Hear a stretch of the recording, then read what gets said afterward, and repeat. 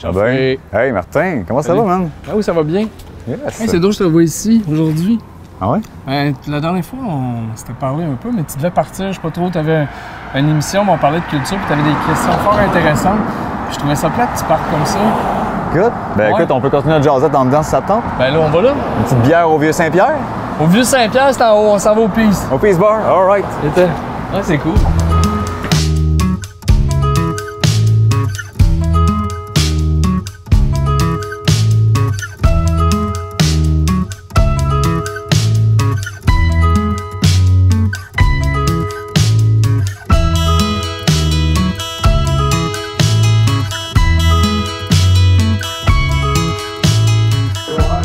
Martin, cheers. Hey, on l'a eu finalement. Hein? Je te demandais, toi, ta vision de l'art, de la culture au Québec, c'est quoi? T'en penses quoi, toi? Hey, t'étais pressé, tu m'en parlais dehors même pendant que tu sortais ton stock. Ouais, c'était intéressant. Ben, c'est une vision, écoute, c'est quand même assez général. On a vu qu'il y avait des artistes, surtout en musique, qui étaient très engagés politiquement. On a l'impression que ça s'est un peu dilué. Je pense que là, j'ai l'impression que ça va revenir. J'espère, mais là, il y a comme un creux. Donc, d'artistes engagés politiquement. Tu sens que les artistes sont moins là pour faire bouger la conscience collective. Ben, mettons des années 80, quand on parle du PQ, de cette époque-là, versus aujourd'hui, pour moi, il y a un creux, c'est sûr, d'engagement politique. Mais il faut dire qu'à l'inverse, ils sont fait écœurer un peu. On ne rentrera pas dans les détails. Ouais. Mais les artistes qui ont été sollicités, puis après ceux qui ont été mis un peu de côté après les élections, ben ça a fait ça probablement. Mais des Paul Piché, il n'y en a pas tant que ça. C'est sûr qu'à l'époque de l'Hostie de Show, puis de Robert Charlevoix, Yvon Deschamps et toute cette... Il y avait une effervescence culturelle. Le Québec était à son apogée de son identité aussi, tu sais. Mais là, quand tu parles de l'Hostie de Show, on s'entend que ça a été... Écoute, le monde allait au Katsu puis il virait de bord. Là. Le Katsu, personne ne s'attendait à ça. Ce spectacle-là, en fait, a mis les bases sur plein de choses. On a eu Carbone 14 plus tard, on a eu plein de groupes théâtraux puis d'artistes. Mais avant l'Hostie de Show, on s'entend que c'était plutôt classique. Là. Je pense que la cassure s'est faite là, drastiquement. Je voyais un documentaire dernièrement, puis d'ailleurs, j'ai des amis qui travaillent sur un autre documentaire, puis les artisans à l'époque, que ce soit Yvon Deschamps ou Robert Charlevoix, ils disaient déjà, les gens arrivaient puis s'attendaient à avoir des pièces de théâtre au Katsu, puis là, t'arrives avec l'Hostie de Show. Fait que eux ont mis les bases sur justement ces mouvements-là, puis l'implication, puis dire des vraies affaires. Ouais. T'as vraiment l'impression qu'aujourd'hui, c'est plus mou en tant que tel, c'est pas plus mou, c'est plus absent. Je veux dire, je vais les nommer, les Cowboys fringants ou des artistes qui, selon toi, fait des engagements politiques. T'sais. Bon, il y a Bilodeau qui va faire les plaines d'Abraham, qui là, il est pris dans un dédale parce que c'est les médias. Mais sinon, dans ses chansons, ses engagements, quel artiste vraiment sort du lot puis il y a un engagement politique fort? Il y en a très peu. Je dis pas qu'il y en a pas, mais c'est pas comme une certaine époque où il y avait un engagement fort de plusieurs artistes, surtout des musiciens, des chanteurs. Ouais. J'avais vu justement le film sur les roses, là, puis on voyait aussi Gilles Vigneault qui était là pendant tout le côté FLQ. Il y avait même pas, les artistes n'avaient pas peur de mettre un pied dans l'engrenage du militantisme, des droits civiques et de la politique québécoise. C'est plus rare, c'est vrai aujourd'hui qu'on voit les artistes. Mettons que Catherine Dorion, c'est pas une artiste en tant que telle de la scène musicale ou quoi que ce soit, mais ça reste une artiste dans l'âme. C'est une poète. Ouais. Puis un artiste aussi, on dirait plus anarchiste aussi. C'est comme un artiste politique qui va essayer de mettre de la couleur, qui va essayer de mettre un peu d'autres genres de styles d'art dans un parlement qui est plus durable. Il y a peut-être le fait aussi qu'aujourd'hui, pour être un artiste, en tout cas dans plusieurs pratiques, on a l'impression que maintenant, faut être académique. C'est-à-dire qu'on a, oui, une démarche artistique, mais souvent, je pense aux artistes en art actuel, en art contemporain, ce sont des gens qui ont des études. Si on remonte dans les années 70-80, c'était pas ça. Donc, le CALC, le Conseil des arts et lettres du Québec, en fait, a fait en sorte, d'après moi, que maintenant, les artistes sont plus dans le collimateur il y a une professionnalisation d'artistes, qu'on est moins sur je dirais l'improvisation, en fait, de juste le faire pour le faire. Puis, ce que ça amène, c'est que aussi les artistes sont un peu à la charge de l'État. Donc, il y en a beaucoup qui attendent des bourses. Qu'est-ce que ça amène? Ça revient à dire, mais est-ce que tu as le goût de bitcher la main qui te nourrit? Fait que peut-être que ça aussi, ça a amené pour moi ce calme-là sur l'engagement politique des artistes. Thierry, mais j'ai vu des pièces de théâtre puis des shows multi-artistiques, disciplinaires dernièrement, où ça allait vraiment gratter le bobo de la société avec aucune censure, aucun tabou. Puis j'étais surpris justement de voir comment, OK, c'est des grosses subventions qui ont mis ces shows-là. Le calque était au bas de l'affiche, puis là, le Conseil des arts du Canada, mais tu vois, ça revient à ça. C'était subventionné par la Ville de Québec. Puis j'étais comme, OK, wow, qu'on n'ait pas peur, la Ville, de mettre de l'avant que l'art peut aller, désamorcer des enjeux sociaux. Puis c'était viscéral, puis c'était aussi dans le verbe utilisé, c'était trash quand même aussi, tu sais. Ça m'a surpris. Je pense que les villes, en tout cas, quand ils octroient comme ça des subventions, vont moins jouer le jeu du grand-parent. Puis, tu sais, comment je pourrais dire ça? Gérer un peu ce qui va se passer, tu sais, avoir la main mise sur les scénarios, tout ça. Quand tu es au calque, quand tu es au Conseil des arts du Canada, il faut que tu démontres une certaine patte blanche, d'après moi. Mais en tout cas, c'est un peu pour dire qu'est-ce qui s'est passé. Donc, dans les années 80, c'était évident. Aujourd'hui, il y en a de moins en moins. C'est sûr, tu as eu BIF, tu as eu Loco Locas, tu en as eu certains, mais qui ont été majeurs comme ça depuis. Est-ce que tu en as qui te viennent à l'esprit? C'est sûr que de voir Libérez-nous des libéraux, c'est plein d'Abraham avec des milliers de personnes qui chantent puis qui dansent. C'est ça. J'avoue que là, c'était osé, tu sais, puis qu'on a comme tout cautionné ça ensemble, puis c'était socialement accepté. Moi, j'ai trouvé ça vraiment hot de voir ça. Puis, mais c'est vrai que d'avoir cette même effervescence-là, aussi revendicatrice, est plus rare, en effet. Et d'un autre côté, tu vois, là, ici, on est à Victoriaville. Le Carré 150 fait une excellente offre. D'ailleurs, tu y travailles, tu vois que l'offre est bonne. Mais en parallèle, dans le underground, ben, tu participes aussi à Articule. Et il y a le Lewis Café aussi qui fait des événements. Ça semble être des jeunes de la polyvalente. Donc, on voit qu'il y a une force certaine qui est là, puis il y a beaucoup de gens qui participent. Ça fait du bien, puis il y a comme une nouvelle effervescence à Victo qui a manqué à un moment donné. Les dernières années où on a eu des choses, c'était ici, en haut, rue Saint-Pierre, où on avait, comme il disait Michel, merci d'encourager la musique vivante. C'est un fait, tu sais. Donc, c'était une tribune pour des artistes établis, puis la relève.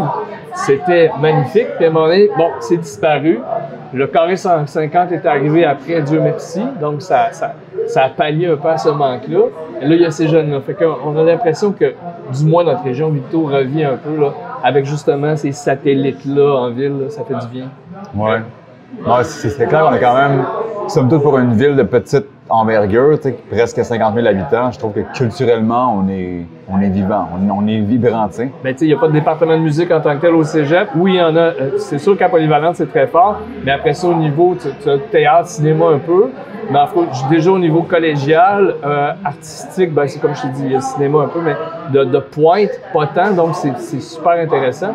Et puis les jeunes qui sont à l'INAB, en agriculture biologique, c'est vraiment des... Ben, tu as vu, avec Articule, souvent c'est ces gens-là qui vont être présents non seulement dans la salle, qui vont encourager, mais ils vont être aussi sur les planches en train de donner le trip puis faire vivre la culture. Oui, tout à fait. Oui, clairement. Non, j'ai l'impression aussi que de ce que beaucoup de gens disent, il y a eu quand même quelque chose il y a 15-20 ans à Victo que... J'étais pas là pour en témoigner, mais je pense que tu étais là, tu l'as vu, toi. Moi, je l'ai vu. Oh, oui. C'est quoi tu vois par rapport à aujourd'hui, la différence sur la vie? Y avait-il quelque chose de plus vif? Ou, Ben, en fait, ce qui s'est passé après la perte du vieux Saint-Pierre, il y a eu un problème parce que vraiment la musique émergente, même si tu as le Cactus qui faisait des spectacles, c'était moins dans le mandat du Carré 150, même s'il aidait les jeunes. Mais là, tu vois que naturellement, ça se fait. Fait que Dieu merci, l'équilibre se fait tout seul. Ça, c'est ça la force. Oui, ça se fait. Moi, je dis que ça se fait tout seul. On s'entend, là, quand même. Il y a quand même des lieux, il y a des gens qui se parlent, puis il y a un réseau qui se construit pour que ça fonctionne. Mais Dieu merci, là, aujourd'hui, il y a une effervescence qui, selon moi, qui est revenue.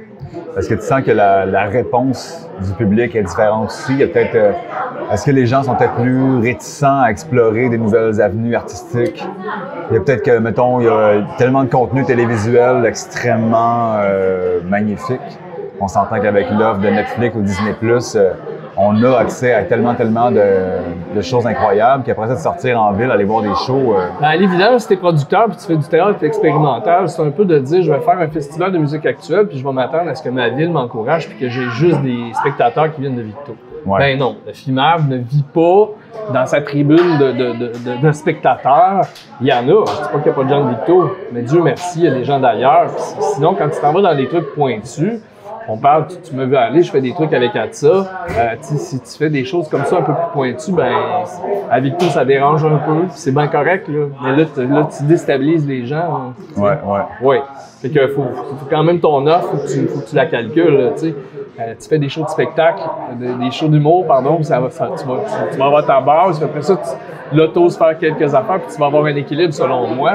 Mais si j'étais producteur demain matin, puis on me dit qu'on va faire du théâtre expérimental, OK, je pense que je dormirai pas, mais on y va, tu sais. Ouais. Ben oui. Ouais, c'est sûr que ça peut être des risques artistiques, culturels, des choses qui sortent de l'ordinaire, mais moi, en tout cas, je vois qu'au Québec, on est osé quand même. Dans toutes les sphères, que ce soit autant la danse que le théâtre, il y a des choses underground qui sortent de l'ordinaire, qui vont défaire pour explorer l'art sur toutes ces facettes. On le fait, ce travail-là, ici. Là. Oui, je te dirais que toutes les régions, je me suis promené beaucoup ces dernières années. Puis je te dirais que oui, ça va bien. Autant des festivals de cinéma, j'étais à Tadoussac en fin de semaine, là, puis écoute, j'ai vu Choses sauvages, j'ai vu des bands complètement wow. Donc, il y a une belle offre diversifiée, ça c'est sûr et certain. Tu peux aller à Saint-Tite puis être country à côté, mais après ça, aller dans un autre genre de festival. Puis d'ailleurs, on parlait de l'événement à Tinwick là, tantôt. Ouais. C'est quand même un événement culturel, il y a une tendance, il y a des choses. Ouais. Pourtant, c'est ici, l'offre est super intéressante. Ouais. Il y a toujours une vie. Je te dirais, c'est comme il y a des vagues. Puis en même temps, ça dépend où tu te situes. Si tu décides de ne plus être là, ben ça se passe pareil. Bon, on peut voir aussi il y a quand même une assez forte émergence de festivals au Québec aussi. Je pense que chaque village maintenant a son événement avec quelques têtes d'affiches populaires. Il y a vraiment quelque chose là. C'est dur à chaque fin de semaine de savoir où est-ce qu'on s'en va parce que il y a tellement d'opportunités culturelles festives aujourd'hui que. Je dirais que c'est un mal pour un bien. Je dirais pas qu'ils n'ont pas le choix, mais c'est sûr que les villages, on s'entend, la démographie oblige, là, sont en perte de population. Puis c'est une belle chose. Puis moi, j'encourage ça au maximum. D'avoir les pôles qui sont Montréal et Québec. On les aime beaucoup, on vous aime beaucoup, Montréal-Québec, mais en même temps, à un moment donné, laissez-en aux autres. Déjà, on écoute les nouvelles, puis c'est juste Montréal, mais effectivement, c'est le fun de connaître son Québec. Tout à fait. Sous cet angle-là. Il y a l'angle touristique aussi, mais là, l'été, en tout cas, surtout l'été, c'est le temps des festivals, puis ça fait du bien. Puis mon Dieu que c'est facile de rencontrer des gens, puis tu sais. Et toi, c'est qu'est-ce que tu verrais comme façon que le Québec pourrait entreprendre de dynamiser encore plus sa vie artistique, culturelle? Y a-t-il des choses que tu as vues ailleurs en Europe? L'Europe est très fort aussi en diversité, tu sais. Mais c'est des choses ici qu'on pourrait intégrer pour encore pousser plus loin pour que ça devienne vraiment un moteur autant économique que des industries, que l'énergie. Ben écoute, déjà on l'a vu, il y a des régions qui sont sorties d'affaires. Je pense souvent, tu sais, Lumina, Foresta Lumina, ou excusez, je l'ai renommé Aquatica. Bon, c'est un projet de la gang de Moment Factory à Montréal. Je pense qu'à l'époque, même il y a des gens d'affaires de la région qui étaient plus ou moins enclins, ou en tout cas, puis quand c'est arrivé, ben ça les a mis non pas sur la map du Québec, mais sur une map mondiale. Je pense que à un moment donné, on avait une identité de clocher. Les clochers sont disparus. On est allé au centre d'achat, ça s'est transféré. Maintenant, les centres d'achat n'existent plus. Je pense que tout peuple, toute société doit avoir une identité culturelle. Là, on l'a perdu un peu, il faut la refaire.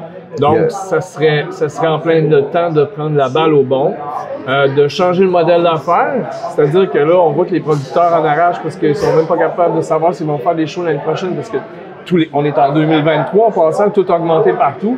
Donc, ils se posent des questions. S'ils vont avoir des prochains spectacles, est-ce qu'ils sont capables de faire? Je pense qu'en tant que société, il va falloir faire des choix. Comme on s'est fait offrir dans les années 80 la Société des loisirs, on devait travailler 4 jours par semaine, alors qu'il y avait juste une personne dans le couple, souvent l'homme qui travaillait, puis la vie allait être belle. Là, puis avec 3 enfants, là, il n'y en a même pas un, ils sont 2, puis personne n'arrive. Fait qu'on s'est fait avoir ce côté-là. Mais donc, je pense qu'à titre de société, il va falloir penser un mode d'affaires pour amener, j'appelle ça une forme de gratuité. Mais en même temps, il faut s'identifier à quelque part. La culture, c'est ça. Tu es à Victo, mettons, puis il n'y a pas de centre-ville. Tu es dans une ville. Qu'il n'y ait plus d'église, ça va, mais qu'il n'y ait plus de centre-ville ou de vie. Fait que le centre-ville, le lieu de rencontre, je pense que ça va être important. Surtout là, avec les époques de méta, puis tout le monde a le nez dans son cellulaire. Je pense que il va y avoir un choix, puis un modèle sociétal qui risque de naître. Je regarde les jeunes qui ont le goût de se parler. Je pense qu'ils sont très porteurs, sont réalistes de cette situation-là. Même s'ils n'ont pas vécu celle d'avant, ils comprennent qu'ils ont. C'est une bonne chose de l'idéaliser parce que c'était effectivement une période où on se parlait. Ouais. Fait que tout ça mélangé ensemble, je pense que c'est ça. Je vois une espèce de. J'appelle ça un modèle d'affaires, mais pour que ce soit un peu réparti un peu partout. C'est-tu des festivals, je sais pas comment, mais qu'il y a un moment. Tu sais, à un moment donné, t'as Noël, t'as eu Noël à un moment donné, mais là, c'est la première semaine de juin, c'est comme. Tu sais, le monde s'en va, puis tu irais à Bourbon Street, à New Orleans, tu sais, c'est comme... ils ont fait ça des fois où tu prends un verre dans la rue, puis là, tout le monde est... C'est ça, je sais pas. Un Oktoberfest sur Notre-Dame, voilà, c'est pas pire, ça, là? Oktoberfest sur Notre-Dame, mais donc pas juste un moment, un soir, mais une période pour imbiber les gens de ça. Pas dire, ça passe, c'est 3 heures, t'es allé, c'est fini. Non, c'est ça l'identité culturelle, parce que sinon, c'est quoi qui nous rattache? C'est le travail, c'est quoi, tu sais? Ouais, ben, projet de société. Tu l'as bien dit, hein, que des églises, après ça, on est tourné vers les centres d'achat. Mais là, je pense qu'il y a des microbrasseries qui ont pris un peu l'avant pour rassembler les gens. Certains, oui. Puis encore là, c'est les espaces publics. Puis là, les salles de spectacle aussi. Les salles culturelles multifonctionnelles qui ont différentes offres aussi. Je pense que là, il y a un bon l'église, je parle créneau, du perron d'église. C'est à la fin de la messe, le monde, c'est là que ça se passait, puis tu viendras chez nous, puis ça se parlait. Puis c'était ça. Je dis pas que l'église n'était pas... Il y a des gens que je respecte là-dedans, mais le noyau de communication se passait là. C'était le lieu, puis tu avais la salle communautaire, mais là, tu étais sûr que tu avais tout le monde le dimanche, tout le monde était là. Tout le monde était là. Les chevaux étaient en train de sécher dans la grange à côté, à moins 40, puis là, ils se parlaient là, puis après ça, ils prenaient un petit coup, puis il y avait le temps. Aujourd'hui aussi, on est dans une notion de... Ça spinne pas mal, mettons, hein? Ouais, le ça stress, spinne pas mal. On stresse pas mal. Je pense que, c'est ça, je suis très confiant que les jeunes vont comprendre que ça n'a pas de bon sens, puis c'est ça, j'ai vraiment confiance en tous ces gens-là. Puis que oui, je vois ça comme un événement.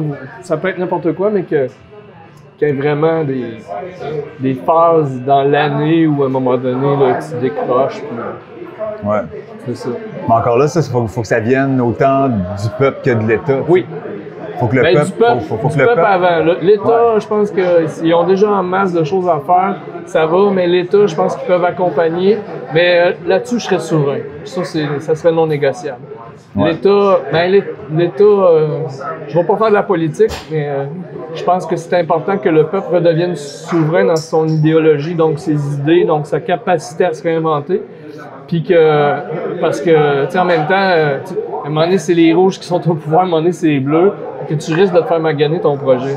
Fait que, garde les rênes, puis, tu sais, ils vont t'appeler. Ils vont t'appeler, puis tu t'organiseras, mais reste souverain dans ton projet. Ça, pour moi, c'est vital. Ouais.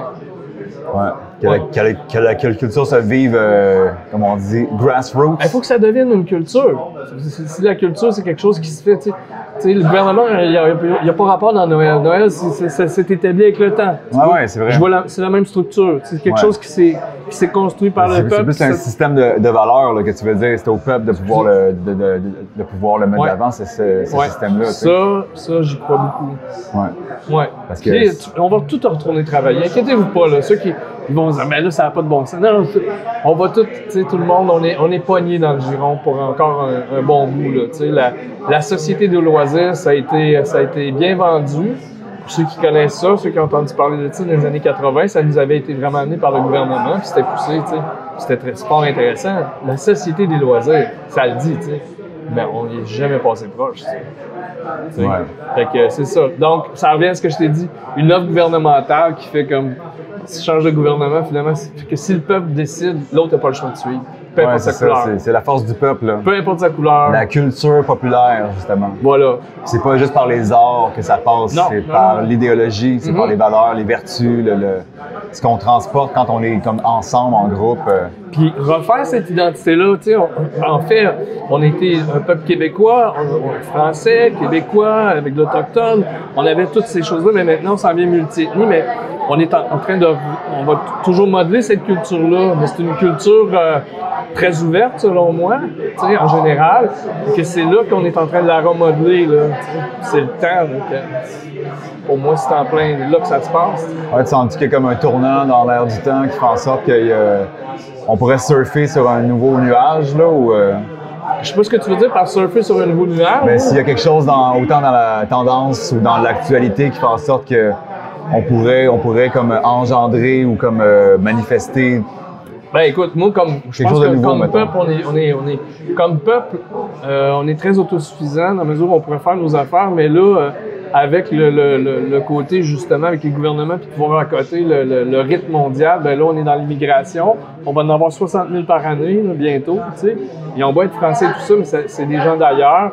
Faut se mettre à l'heure, puis là, c'est là où ta culture peut prendre le bord ou elle peut s'identifier, tu sais, mais ça reste qu'il faut calculer quand même, tu sais, de quelle façon. Parce que demain matin, on va se ramasser plein de citoyens dans des blocs, on se parlera pas, puis ça va être 1984, là, tu sais, ça va être des grosses villes, puis personne ne se parle, puis c'est déjà le cas, tu sais. Ouais. C'est déjà le cas, tu sais. Quand tu vas dans les villages comme à Tadoussac, hors saison, là, tout le monde se parle, puis tu fêtes l'année, la nouvelle année dans la petite ruelle avec tout le monde, les familles, le feu, puis tout le monde se parle, puis ils se connaissent depuis longtemps, ben, puis là, tout arrive de Montréal ou de la ville, tu fais comme « Wow, qu'est-ce que c'est ça? » Ben, c'est deux temps, deux mesures. Ouais, c'est sûr que dans les petits villages, le tissu social peut être très fort aussi, mais les villes comme Montréal aussi ont beaucoup d'initiatives populaires pour mettre les gens ensemble. Tu sais, le marketing social pour pouvoir renforcer les communautés, les quartiers, il est très présent, tu sais. Il y a du monde qui sont payés à temps plein pour essayer de faire des démarches puis des initiatives qui font en sorte que les gens se voient, se côtoient, puis essayent d'avoir des meilleurs, du voisinage plus solidaire, tu sais. Fait que ça, on est quand même pour ça. Moi, je le vois que l'offre est là. C'est sûr que quand tu arrives à Montréal-Nord, puis tu as des gens de deux pays différents qui se côtoient, mais dans le fond, ils ont passé leur vie en guerre, puis là, ils sont dans le même quartier. Je suis pas sûr qu'ils veulent se parler du jour au lendemain en général, mais c'est ça le défi. C'est ça le défi. Ouais, c'est ça le défi. Le défi, c'est de laisser les gens vivre, mais tout en rappelant qu'on est dans une terre qui accueille les gens, puis qu'ici, tout ce qui s'est passé dans la répression, surtout parce qu'il y a des pays qui sont extrêmement, en tout cas qui vivent la répression, mais il y a des gens qui l'importent parce que c'est une culture. On parle du rapport homme-femme, par exemple, à la maison. Il y a des pays où ça n'a pas de bon sens, mais ils amènent ça ici. Ben, c'est là où on a aussi un travail à faire parce qu'on n'a pas le goût de retourner 100 ans avant que les femmes, ça fait 80 ans qu'ils peuvent voter et qu'ils ont des permis de conduire ici. Là. On a fait un bout. Là, il faut faire attention pour ne pas perdre ça. Là. Ouais. Il y a encore des choses qu'on pourrait faire aussi, comme collectivement, pour encore là se permettre une plus belle vie sociale. Tu sais. Ouais. On est quand même super chanceux au Québec d'avoir tout ce qu'on a. Là. On est comme dans une des plus belles places au monde pour coexister. En termes de système sociétal, c'est quand même assez exemplaire, mais justement, encore là, d'être leader pour encore d'autres choses, on a ce pouvoir-là ici, tu sais. On a un pouvoir d'engendrer des facettes sociales qu'ailleurs dans le monde, ils fassent comme « wow, OK ». Ils sont capables de on l'était vu comme ça. Tu sais, moi, dans les années 80, tu voyageais, tu avais un sticker du Canada, même tu passais des douanes, il n'y avait pas de problème, tu sais. Ouais. Ben moi, je l'ai vécu, là. J'étais en Europe, tu sais, en 89, quand le mur a pété à Berlin, puis j'étais Canadien, puis c'était comme, man, les Suisses, puis vous autres, c'est comme on était on top of the world, tu sais. Bon, il y a eu des changements de gouvernement, des paliers fédéraux qui ont fait que la donne a changé par rapport à la vision à l'international. Après la la guerre en Afghanistan, bon, ça a non, changé. mais je nommerai pas, mais il y a eu un mouvement, il y a eu un personnage, en fait, qui est rentré en politique fédérale qui a peut-être accéléré un phénomène qui existait déjà. Je dirais pas que c'est la cause, là, mais il a accéléré, puis du jour au lendemain, on s'est ramassé comme loin, très loin, dans la perception internationale d'un pays neutre. Ouais. Et ça fait que on a vu qu'on a été capable. C'était ça. Je te le dis, je me souviens très bien dans le train, puis t'es Canadien, hein, c'est comme... Ah ouais, je l'ai vécu. Tu gardais mon enfant 2 semaines. Ah ouais. C'était complètement débile. Là. Ouais. Mais c'était en 89, tu sais. 90 déjà, 95, puis là, on parle, fait que c'est ça. Ouais.